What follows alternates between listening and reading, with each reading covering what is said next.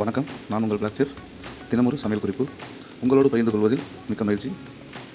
இன்றைய சமையல் குறிப்பு உடலுக்கு அதிக ஆரோக்கியம் தரக்கூடிய நெல்லிக்காய் துவையல் மற்றும் இஞ்சி துவையல். 2 வகையான சுவையான துவையல்கள் எப்படி செய்வது என்று பார்க்க. முதலாவதாக நெல்லிக்காய் துவையல் செய்ய தேவையான பொருட்கள் பார்க்கலாம்.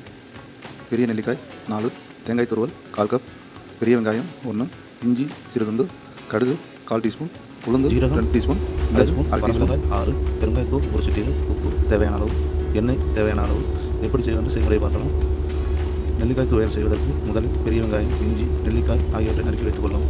அடுத்து ஒரு வானலியில் எண்ணெய் ஊற்றி சூடானதும் அதில் கடுகு, உளுந்து, மிளகு, ஜீரகம், காய்ந்த மிளகாய் ஆகியவற்றை சேர்த்து பொன்னிறமாக வறுத்துக் கொள்ளவும். அதனுடன் நறுக்கி வைத்துள்ள இஞ்சி மற்றும் நெல்லிக்காயை சேர்த்து வதக்கவும். இஞ்சி மற்றும் நெல்லிக்காய் வதங்கியதும் அதனுடன் நறுக்கிய வெங்காயம், மிளகாய், தேங்காய் துருவல் மற்றும் தேவையான அளவு உப்பு மற்றும் பெருங்காயத்தூள் சேர்த்து வதக்கி ஆற வைக்கவும்.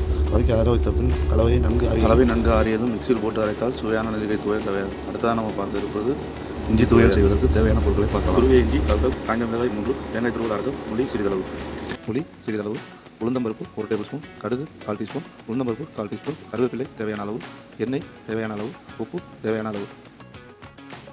எப்படி செய்வதென்று செய்முறையை காணலாம். வானலியில் சிறிதளவு எண்ணெய் விட்டு பருப்பு, இஞ்சி ஆகியவற்றை வறுக்கவும். இதனுடன் புளி, உப்பு சிறிதளவு நீர் சேர்த்து அரைக்கவும். இறுதியாக கடுகு, உளுந்தம்பருப்பு, கருவேப்பிலை தாளித்து சேர்க்கவும். துவையலை அம்மியில் அரைத்தால் மிகவும் சுவையாக இருக்கும். அம்மியில் அரைத்த இந்த சுவையான இஞ்சி துவையல் தயார். எனது இந்த வீடியோ உங்களுக்கு பயனுள்ளதாக இருந்தால் லைக் செய்யவும், கமெண்ட் செய்யவும், சப்ஸ்கிரைப் செய்யவும் மறக்காமல் பண்ணுங்கள். நன்றி, வணக்கம். மீண்டும் அடுத்த வீடியோ சந்திப்போம்.